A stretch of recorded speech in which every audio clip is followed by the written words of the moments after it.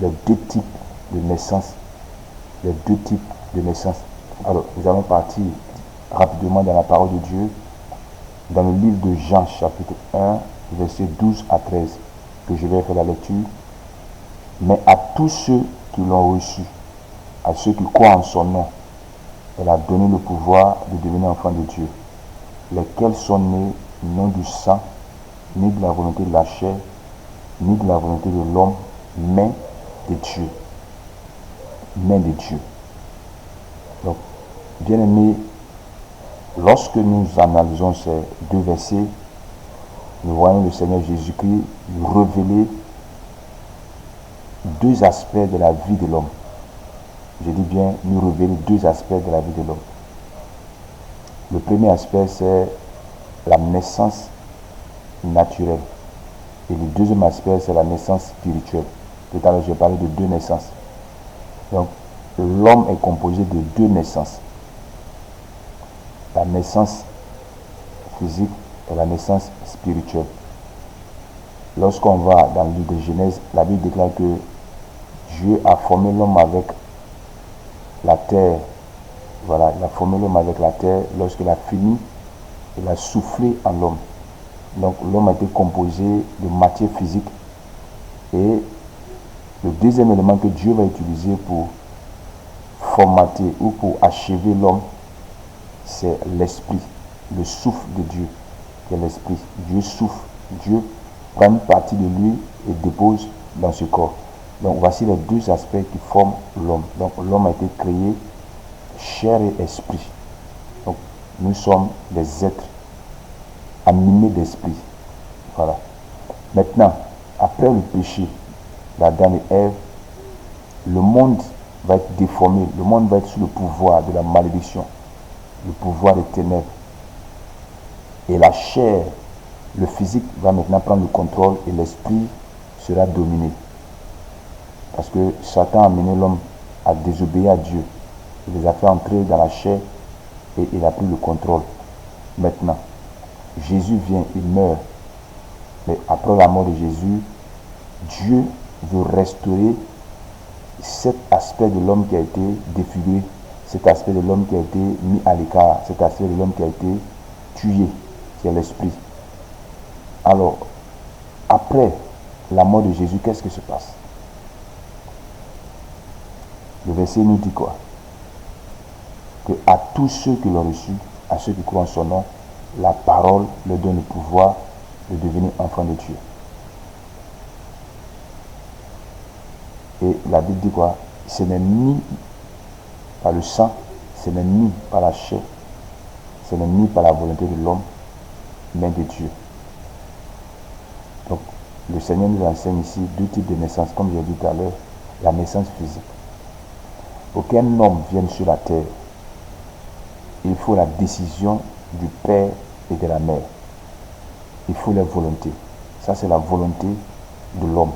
Ça, c'est la volonté de la chair. C'est la volonté du sang. Parce que ce sont les hommes qui décident. Le physique, c'est la chair, c'est le sang, les os. Toutes ces choses forment le physique. Donc, pour qu'un homme vienne dans ce monde, ce sont les hommes qui décident. Pour que les hommes arrivent dans ce monde, il faut des hommes pour décider. Et le père décide, la mère donne son OK, et vous allez voir par la suite, la grossesse va venir, et 9 mois après, un enfant va naître. Ça, c'est la naissance physique. Et la naissance physique, c'est la volonté de l'homme. Ce sont les hommes qui décident. Vous voyez, même parfois, les hommes décident de ne plus faire enfant, et il n'y a plus d'enfants. Dieu a donné cette capacité, cette possibilité à l'homme de contrôler cet aspect-là. Ça, c'est la volonté de l'homme. Maintenant, le deuxième aspect, qui est la naissance spirituelle, n'a rien à voir avec la volonté de l'homme, mais cette fois-ci, c'est la volonté de Dieu. C'est pourquoi la Bible dit quoi? Ce n'est pas par la volonté de la chair ni le sang, mais c'est de Dieu. Et pour que quelqu'un naisse de Dieu, il faut qu'il accepte la sémence de Dieu. Voici comment les choses sont différentes. Du côté humain, la femme accepte la sémence de l'homme. Ça, c'est le sang, la volonté de l'homme. Mais du côté de Dieu, l'homme doit accepter la sémence de Dieu. Et cette sémence, c'est la parole de Dieu. Et quand on reçoit cette parole et qu'on croit en elle, alors cette parole fait de nous, cette parole nous enfante. C'est-à-dire, on devient aussi des paroles. Parce que Dieu, c'est la parole. Donc, on devient aussi des paroles. La parole est spirituelle, la parole est spirituelle. On devient aussi des paroles, on devient des esprits. Et ce n'est pas l'homme qui décide. Le fait d'aller à l'église ne fait pas de toi un homme spirituel ou un homme né de nouveau. Ne fait pas de toi un enfant de Dieu. Le fait de gêner, le fait de connaître la Bible. Mais naître de nouveau, c'est recevoir la sémence de Dieu. Accepter cette sémence, cette parole de Christ qui est mort à la croix, qui est la parole de Dieu qui était chair. C'est croire. Ça, c'est la première chose. Deuxième chose, c'est accepter tout ce que Dieu a dit à travers sa parole. Pour ceux qui lisent l'Ancien Testament, vous allez voir que dans l'Ancien Testament, Dieu a parlé à Moïse et Dieu a inscrit les différentes lois sur des pierres. Donc c'était des pierres sur lesquelles étaient gravés les commandements de Dieu. Lorsqu'on arrive dans le Nouveau Testament, Jésus est la parole faite chair. Vous voyez, donc la même parole que Dieu a donnée à Moïse, il a inscrit sur les pierres. Cette fois-ci, la parole vient et se fait chair. Cette parole s'écrit, c'est Christ. Donc la parole est venue vis-à-vis maintenant à nous. Hier, Dieu est passé par Moïse, mais cette fois-ci, la parole est venue vis-à-vis à nous. Et la Bible dit que ceux qui acceptent cette parole-là, ils naissent automatiquement de Dieu.